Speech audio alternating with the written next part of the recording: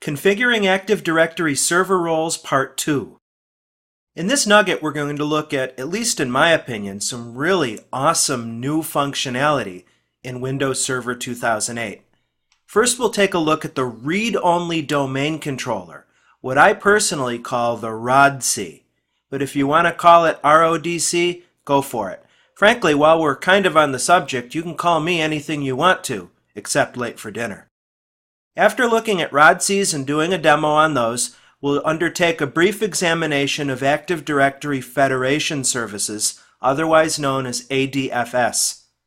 Finally, we'll understand what Server Core is and how to perform a Server Core installation in Windows Server 2008. A lot of good stuff in this nugget. Let's get to work. The read-only domain controller. Those of you who have been around Windows Server products for a while, in particular Windows NT 4.0, certainly remember the Backup Domain Controller, or BDC. The way things worked with Windows NT domain networking is that you had one and only one machine called the primary domain controller that had a read-write copy of the directory services database. For fault tolerance, redundancy, and so forth, you could bring up additional domain controllers in Windows NT. These were backup domain controllers, or BDCs. The hallmark of the BDC is that the directory services database, I shouldn't even call it directory services database. NT, of course, was prior to Active Directory. Why don't we call it just the Security Accounts Manager, or SAM database for the domain? Anyway, BDCs had a read-only copy of that SAM security database. This presented some inconvenience because if you were a domain administrator, you had to connect to the PDC to, for instance, add a new user to the domain. On the other hand, it did have a benefit with this BDC because you couldn't you probably could compromise the BDC, but the idea was you didn't have read-write access to the security database. Kind of tripping over my words here. Bottom line is, at least my personal understanding is that the RODC, or RODC, is considered kind of the successor to the BDC in Windows NT. You'll often see RODCs described as branch office servers. So the idea is you have a headquarters with read-write domain controllers, just your ordinary standard install or server core install Windows Server 08 boxes.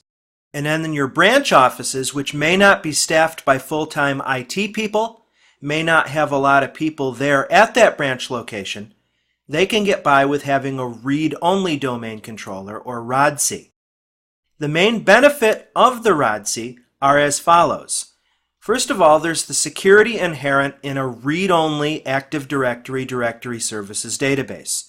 You're not going to make any uninformed, accidental, or malicious deletes, updates, or inserts to that database if you can't write to it.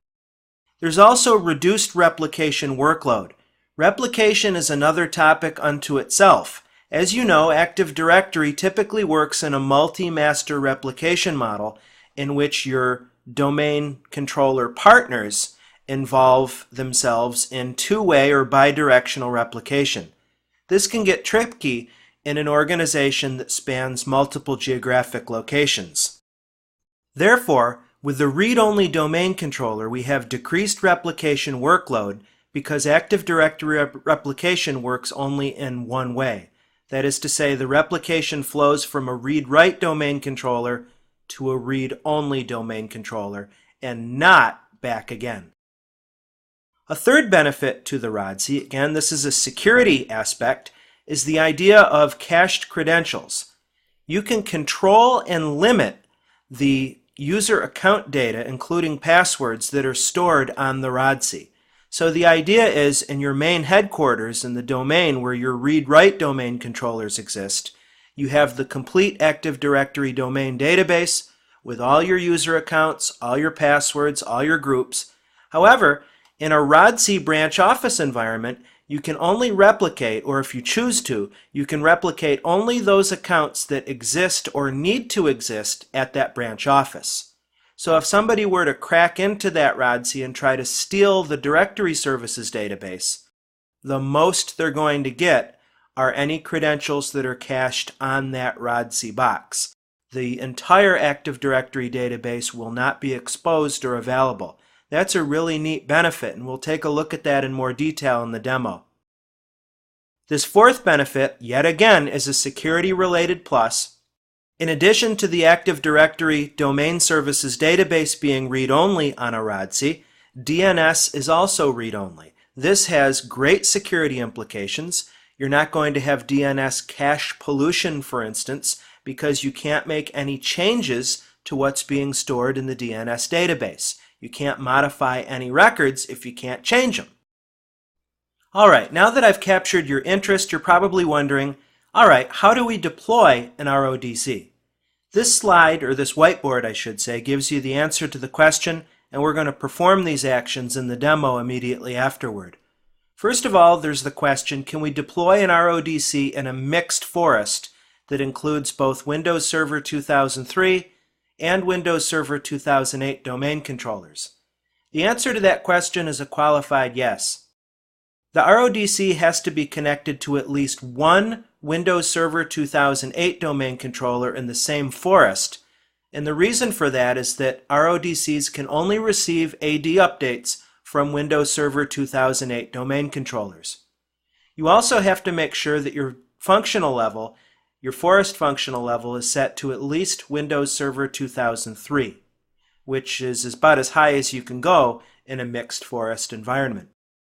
Furthermore, besides having at least one Server 08 domain controller, you have to make sure that that one domain controller holds the PDC emulator Flexible Single Master Operation, or FSMO, roles. Do more research on Operations Master's roles by hitting Google to get your background knowledge. I'm assuming you're already familiar with those, being a Windows Server 2003 MCSE. It's interesting that we need connectivity to the PDC emulator, because you'll remember earlier I told you, or I compared the RODC to the Windows NT4 Backup Domain Controller, or BDC. If you've installed Microsoft Exchange Server 2003, you might remember some of the schema extensions and different commands you had to run as a prerequisite to installing the software. Well, similarly, before you deploy an RODC, you have to prepare the forest as well as the domain in which the RODC will exist.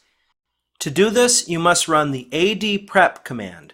This is a command line utility that's found on the Windows Server 2008 DVD in the Sources AD-prep folder.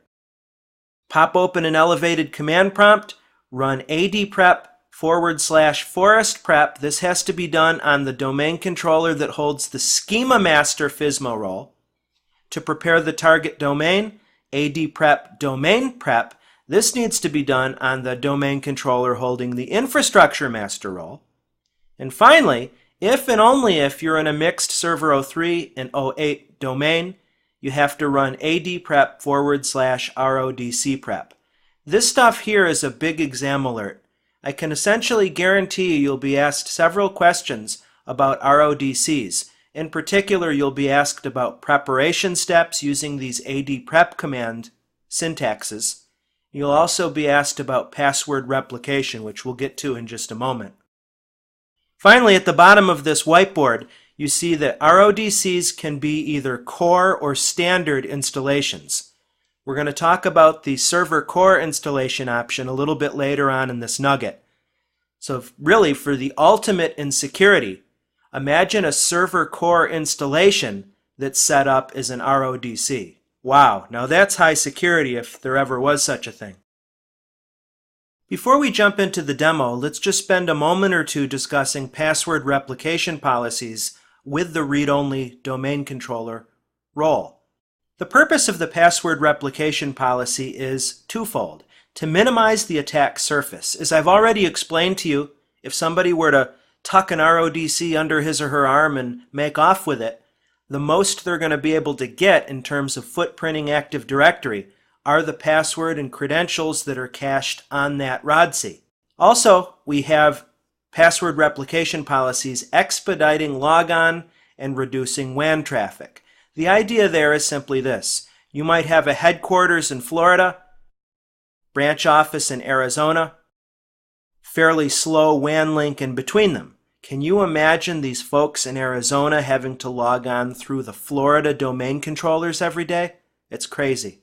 So we can deploy an RODC in the branch office, a read-write 08 domain controller in headquarters, and away we go.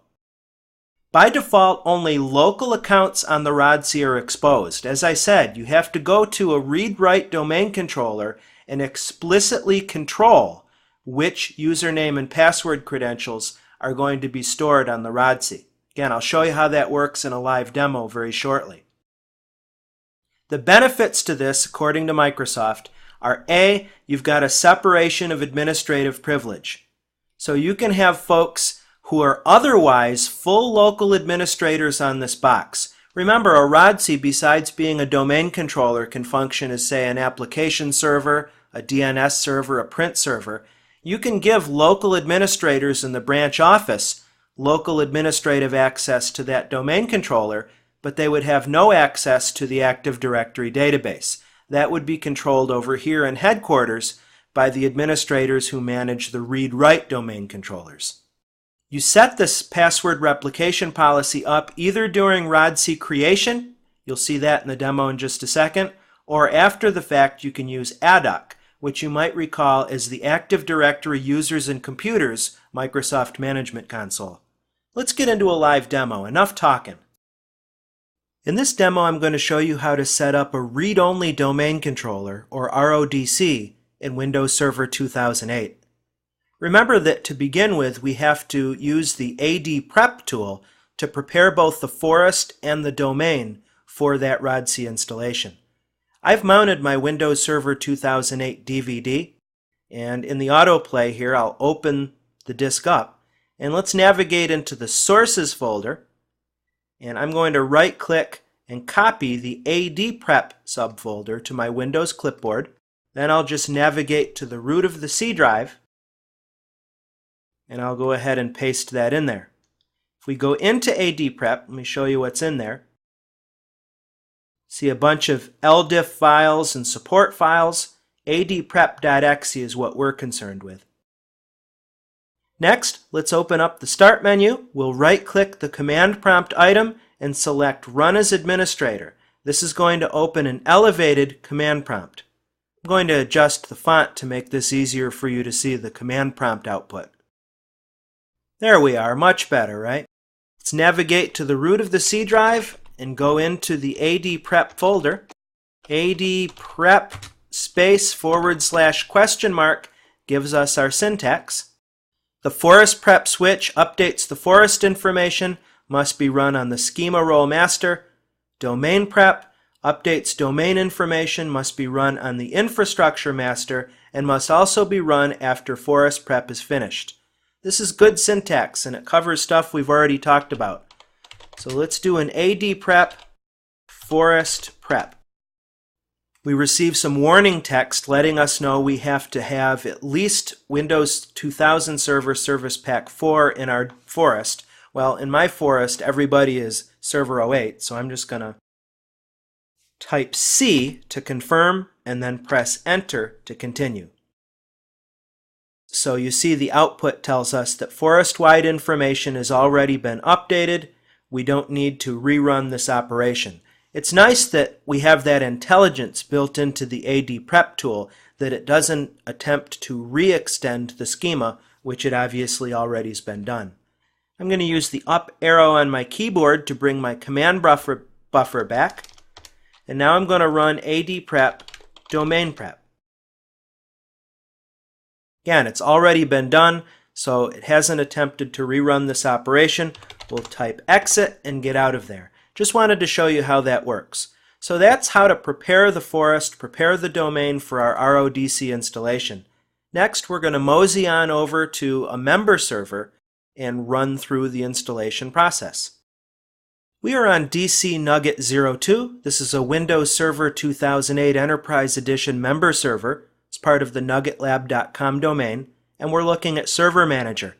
You'll see in the Server Manager summary screen that we have no roles installed. What we're going to do now is install Active Directory Domain Services and set up this box as a read-only domain controller. To do that, we'll select Roles, we'll right-click the node, and select Add Roles from the shortcut menu. We can skip the wizard page. In the Select Server Roles page, we'll select Active Directory Domain Services. Now, I want you to know that this is a two-step process. That is to say, making a domain controller is now a two-step rather than a one-step process. I'm sure you remember the Active Directory installation wizard from Server 03. You would open up a run prompt, type DC Promo, and go off to the races. We still have DC Promo here in Server 08, but in the name of security and granularity, you first have to install the domain services role, which gives you access to the DC Promo tool. And then the second step of that process is to run DC Promo. You'll see how that works. Let's click Next. Gives us some text, some useful hyperlinks to look at. We'll click Next. It warns us, or gives us an informational message, I should say. These are important. This is important to read. That we might have to restart the server, no surprise there. And after we install the role, we then run the wizard to make the server a fully functional domain controller. Let's click Install and kick off this installation process. There we have it. Our installation results are telling us that the role was successfully installed, but close this wizard and launch the Active Directory Domain Services installation wizard. Now if I just click Close out of this wizard, I would have to run DC Promo from a command prompt, the run prompt, and so forth. However, the best practice, or at least the fastest practice in my opinion, is to select this link directly from the menu. This kicks off the Active Directory Domain Services installation wizard. You notice that there's a basic mode and an advanced mode. If we want to do advanced mode, we can tick this option. I would suggest you click the hyperlink to learn more about advanced mode installation. In this demo, we are in fact going to do the advanced mode installation just so we can see as many options as possible. I have a feeling if you're watching this Nugget series, you're the type of IT professional that whenever you install a piece of software, you'll always go for the custom option as opposed to the typical option. Well, this is no different. So let's select Use Advanced Mode Installation and click Next to continue. Gives us some information about server message block signing, and again, information primarily intended for those who still have down-level server operating systems like Windows NT in their domains. I hope that that's not the case for you, quite frankly. This question here is pretty common. I'm sure you've seen this many a times in your Server 03 experience. Are we installing a new domain controller in an existing forest, or are we creating a new domain in a new forest? Well, we're going to join the existing forest, so I'll select that, and then we can either create a new domain in that forest or add a domain controller to an existing domain. Well, that's what I'm going to do here. Let's click Next to continue. Next, we specify our credentials. First, what's the name of the domain in the forest where we plan to install the DC? In my case, it's nuggetlab.com. And then we can specify the credentials that need to be powerful enough to perform the installation. The trainer account that I'm currently logged on with is a domain administrator. We don't need to be an enterprise administrator for this. Domain is enough, so that's fine. We'll click Next to continue. We've enumerated the domains in the forest, of which there's just one, a forest root domain called nuggetlab.com. Make sure that's selected and click Next. Of course, every domain will have a site associated with it. As you see, I haven't changed or modified the site structure of the forest. There's just the built-in default for site name, site, and I will associate this domain controller with that site. As a very quick point of review, you'll remember that sites in Active Directory are used to control replication traffic. Let's click Next. What additional options do we want for this domain controller? We can enable DNS server, which is a good practice to have your DNS coupled with Active Directory. Global catalog, which speeds up logon in Active Directory searches. I'll leave that ticked as well. And then this is the money, everyone. This is the important step. We need to tick read-only domain controller, RODC, in order to make this a read-only domain controller. It's as simple as that. We also see under additional information that the installation wizard sees that we have one other DNS server in the domain. Now, this is a misnomer here, this static IP assignment. Remember that in Server 08 in Vista, you've got IPv4 and IPv6 interface enabled. And in my case, I have IPv6 just set at the default, which is dynamically auto-generated IP addresses. But my main network connection here uses a static IPv4 address. So don't let this confuse you when you see it. I'm going to say, yes, the computer will use a dynamically assigned IP address, not recommended. That's a little bit of a confusing point. Just remember, that deals with IPv6. Unless you're using IPv6, it's not that big of a deal. Because we've done an advanced mode installation, here's where we can specify the password replication policy on this RODC box. The way this works, everyone, is that you see the local groups, built-in local groups in the domain are all set to deny. So administrators from the root domain, those credentials will not be brought over to RODC. Actually, the setting here, the only one that's set to allow, is this built-in group called Allowed RODC Password Replication Group. That's an exam alert. You have to know all about password replication policy to be successful on your Server 08 exams. And you need to understand that the easiest way to bring user accounts down to a RODC is to add them to the Allowed RODC Password Replication Group. But notice you have Add and Remove, where you can manage other groups that exist in our read-write domain and determine what we want to do with those as far as replicating those credentials to the RODC. We'll leave everything as it is right now and click Next. The next page of the Active Directory Domain Services Installation Wizard is specific to the RODC role. This asks us what group or user has local admin privileges on that RODC. So the idea here is we'd want to specify a group that contains the administrators for the branch office that's physically hosting the RODC. We'll place our cursor and group or user and click Set. I actually created a group called Branch Office Admins. Let me resolve that name. Click OK. And now the idea is on my read-write domain controller, anybody who is assigned or belongs to this global security group can manage the RODC. Let's click Next. What are we going to do with install from media? Let's imagine we went to Miami, or I guess in the example I gave earlier, Arizona was our branch office and Miami was our headquarters. If you had a slow WAN link, setting up a domain controller in the branch office would take forever because you'd have to replicate data over the network from an existing read-write. There's an option in Active Directory Domain Services where you can actually create a media backup of AD and then replicate data locally from that backup. That's beyond the scope of this training. I'm going to leave the default option because I have high-speed connectivity between DC Nugget 2, the computer I'm installing now, and DC Nugget 01, that's the read-write domain controller for this domain. We'll let the wizard choose an appropriate domain controller because I have only one. DC1 is the only choice. Actually, why don't I just select it, come to think of it. We'll click Next to continue. Specify the location of our Active Directory log files and database files. We'll want to put those on a separate disk spindle for maximum performance, fault tolerance, and recoverability.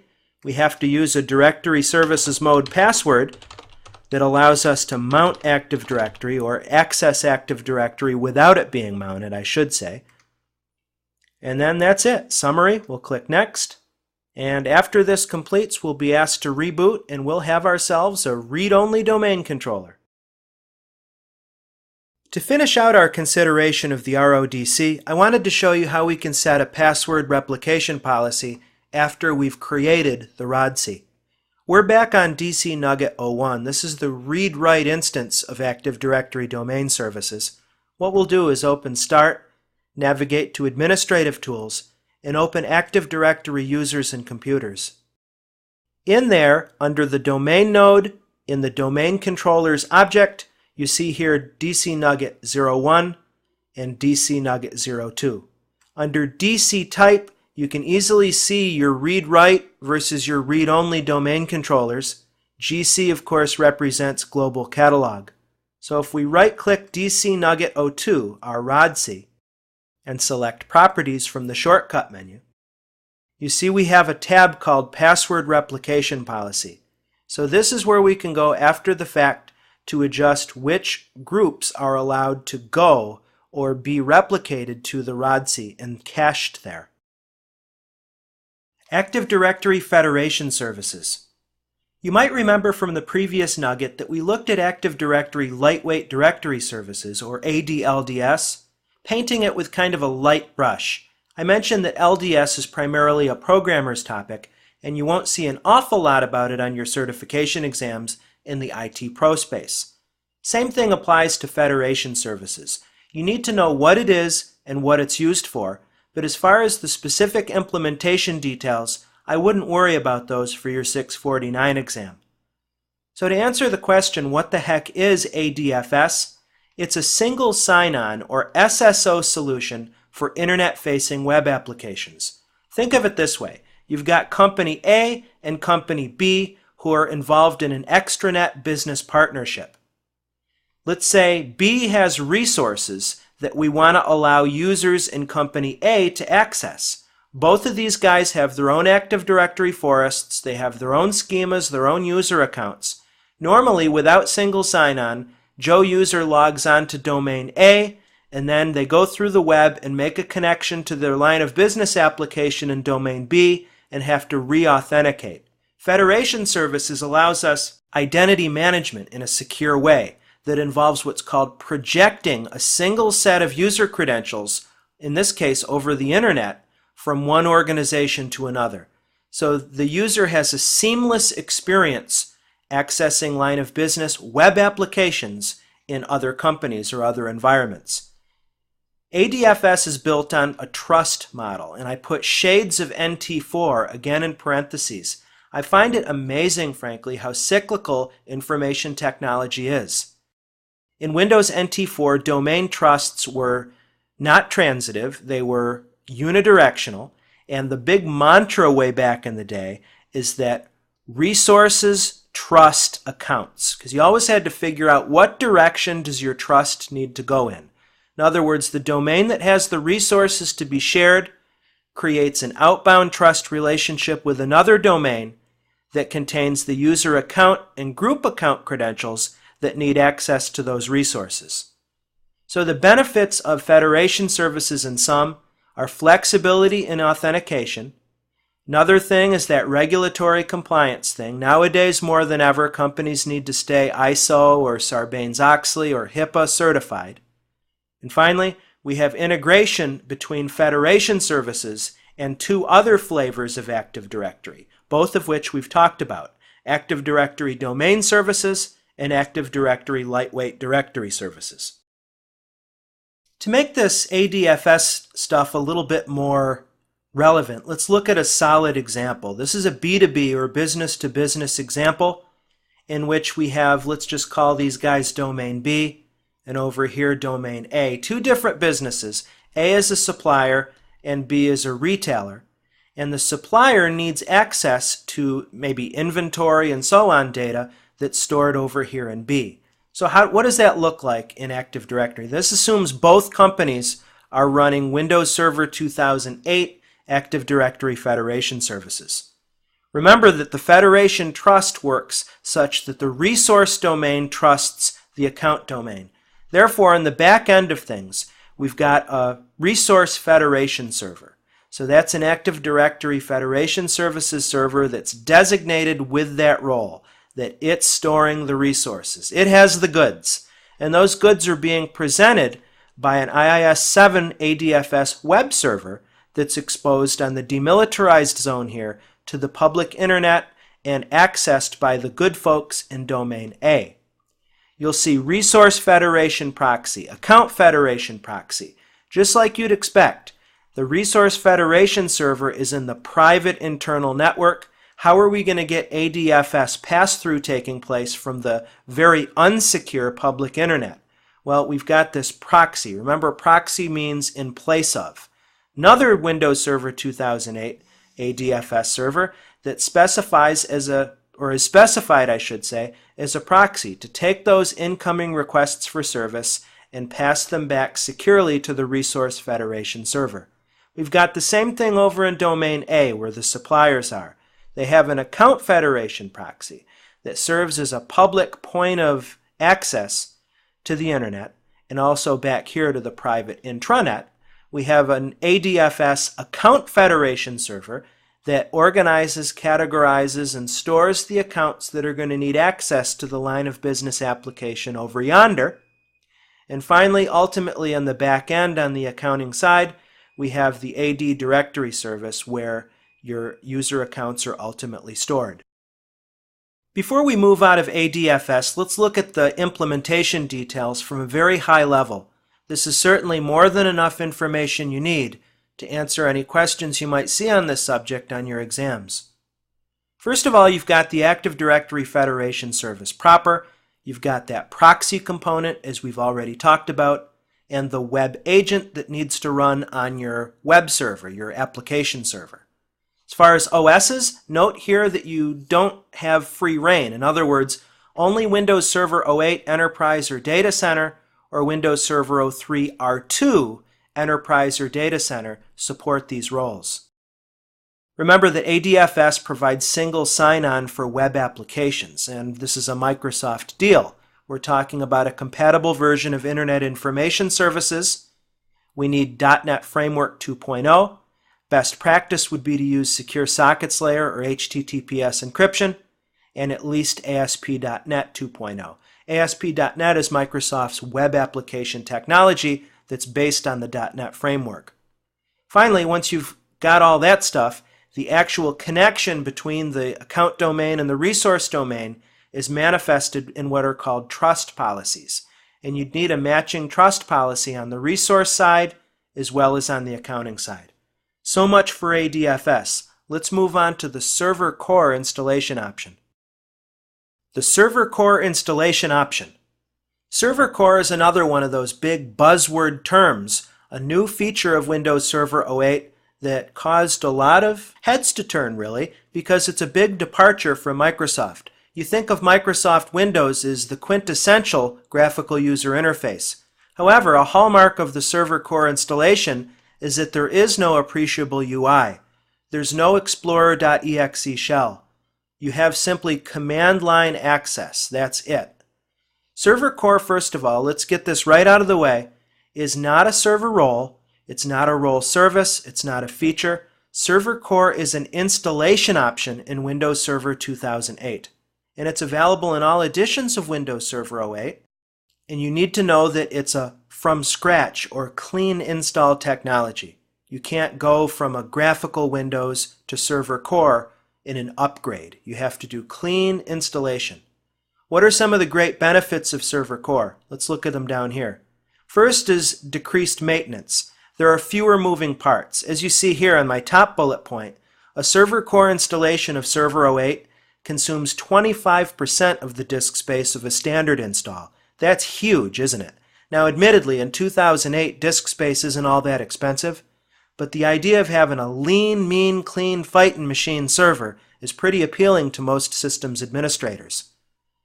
I've parroted this several times. I sound like a broken record, but the Server Core installation option gives us an even more reduced attack surface. Remember, attack surface represents the ports, protocols, services, applications, user accounts, any possible vector of attack that someone can leverage to breach the security of the system. Server Core, as I've already mentioned, is seriously stripped down. So there you go, your three main benefits of Server Core. Next question, after you've got Server Core up and running, if it's a command line environment, what does it look like? Linux? I mean, a lot of folks who are very anti-Windows for many years and pro-Linux now hopefully will be doing a double take and wanting to investigate Windows Server 08 a little bit more that we have this Server Core option. Well, you manage Server Core installations a variety of different ways. Of course, from the command prompt. You can also terminal service or remote desktop in. If you RDP into a Server Core installation, you're still going to get just a command prompt, but it is what it is. You've got the Windows Remote Shell, and finally, the MMC console. In other words, you can open up an MMC console, an administrative one, on another standard installation of Server 08, and make a connection to server core through that method. It's important that we understand what server core can and cannot do with regard to roles and features. You have to understand that server core, by virtue of its stripped down nature and also the fact that it doesn't have a graphical user interface, can't do everything, I should say, that a standard installation of Server 08 can do. However, there is quite a wide variety. Let's look at roles. We can set up a server core machine as a domain controller, as an LDS instance, DNS, DHCP. Those are all core network services, aren't they? File and print services, streaming media, and even Hyper-V virtualization. As far as features go, of course, we have access to the Windows Backup and Restore tool, fortunately.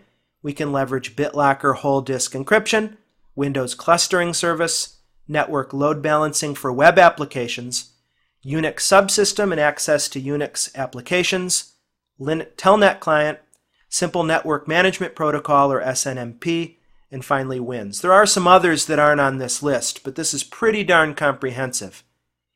Conspicuously absent is IIS. You'll notice that although we do have NLB, which is a way to load balance web applications, you have limited support in what you can do with IIS in a server core installation. Speaking of server core installations, let's do one. What I've done here is to boot up a computer off the Windows Server 2008 DVD media. Therefore, we're not in an operating system right now. Well, we are technically. We're in Windows pre-installation environment, or Windows PE, and we're embarking upon the Windows Server 2008 installation process. Let's click Next to kick this off. We'll click Install Now. Just parenthetically, I'll note you have your help links down in the lower left, what to know before installing Windows, and then if we wanted to do a repair installation, we have the link there. We'll click Install Now in our case. Depending upon what license you own and what media you have specifically, you may have one or more editions of Windows Server 2008 to choose from. On my media, as you see in the Install Windows dialog box, I have Standard, Enterprise, and Data Center. And the meat and taters here, the take-home message, is that you'll notice for each edition of Windows Server 2008, we have a choice of performing a full installation or a server core installation. I'm going to select Windows Server 2008 Enterprise Server Core Installation. We have to accept and agree to the license terms.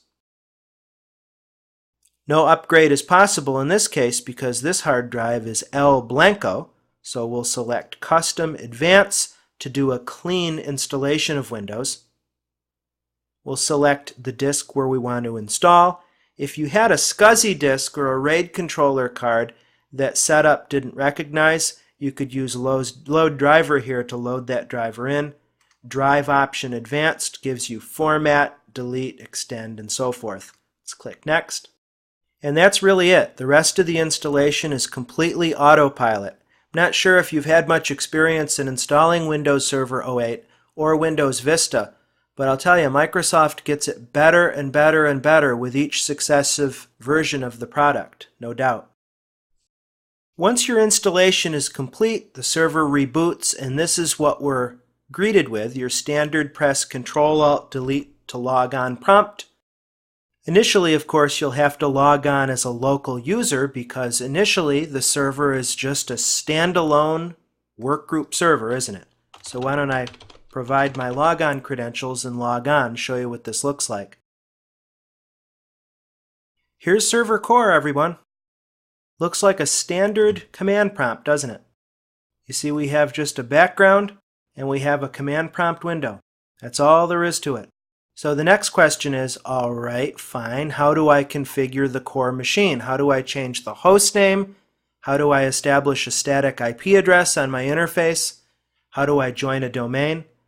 Well, to that end, you're not going to see questions on your exam dealing with those kind of questions, but they're very real-world considerations. How can you do remote administration until you enable remote administration? What if you need to open up an exception on firewall? Believe me, these are all common issues that newcomers to Server Core have, and there's a couple ways to go to address that. To rename the host, you're going to use netdom. been around for a while. To set your IP, you're going to use the network shell, netsh. Been there, done that, bought the t-shirt, right? To install roles and features, to manage roles and features, to delete roles and features, you'll do start oc setup followed by the name of the role or feature. To install Active Directory, DC promo. You can open up control panels directly by referencing the .cpl name of that control panel, and so on. So that's one way to do it. Another way is to use a tool like Core Configurator. Let me show you this really quickly. There's a fellow on the internet, a guy named Guy Tedorovsky from Israel. He's a Microsoft MVP. He created a really excellent piece of freeware called Core Configurator. Let me show you that. Core Configurator. I'll do a star for exe. Core Configurator. And there we go. What this is, as you see, is a graphical utility that enables us to set up a server core installation without having to know all of those command line utilities like netdom and netsh. Some of that syntax is really wonky. So server core configurator, you can do product activation, you can manage users and groups, you can do your networking, you can change the host name, manage features, open up exceptions on your firewall, enable remote management, enable RDP. Basically, you just see these buttons have the most common administrator tasks on server core. For instance, let me click RDP. This allows us to allow remote administration connections, users and groups, networking, and so on. You can shut down, reboot, and exit as well. Here's the bummer, everyone. If you do a Google search for Core Configurator, you'll see that Guy Tedorovsky has taken it offline for various reasons. It's not that it's illegal, it's not an illegal tool, but evidently Guy authored this while on the company clock, and his company wants to own it or considers it the owner of this intellectual property. So good luck finding a copy of this in the wild. I wanted to finish this demo by showing you a couple ways that we can manage a server core installation of Windows 08 remotely. Of course, there's a chicken and egg proposition, and that is you have to enable the remote management on the server core box first before we can make these kind of remote connections. The first thing I'll do is open up a run prompt. I'm on DC Nugget 01, by the way, and I'll open up the remote desktop connection tool by typing mstsc. Used to be able to connect to the console terminal services connection by using the console switch. Now in Server 08, it's mstsc/admin to make a console connection. As you see, I've already put the server name in there because I just finished connecting to it to test, Core Nugget. We'll click Connect. We'll specify our credentials. I'm going to authenticate as a local administrator on Core Nugget. Click Enter. And there you have it. We now have a remote desktop or RDP connection to the Core Nugget machine. And as you see, I still have this Core Configurator open. Let me cut that off.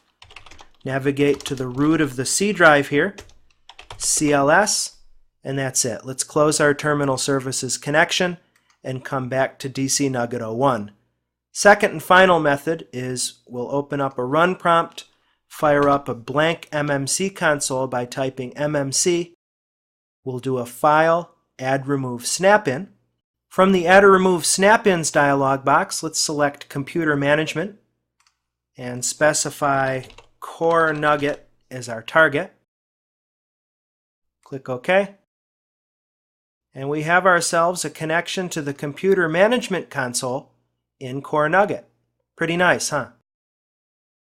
Alrighty now, let's review what we learned in this nugget, Configuring Active Directory Server Roles Part 2 of 2. I thought this was a pretty interesting nugget. They all are, of course, even if I do say so myself. But this one's particularly interesting because it's just so dadgum new to the product. We first learned about read-only domain controllers, how they work, what their benefits are, and most importantly, how to implement them in a domain. We spent a little bit of time getting you familiar with Active Directory Federation services, again, the who, what, when, where, why, and how, with a special emphasis on the data you need to know to pass your certification exams. In conclusion, we took a long detailed look at the server core installation option, which I'm particularly jazzed up about, quite frankly, and I hope that you feel much better equipped now, not just to pass your Windows Server 08 exams, but also to start experimenting and potentially deploying these server roles and server installation options in your production environment. I hope that this has been informative for you, and I'd like to thank you for viewing.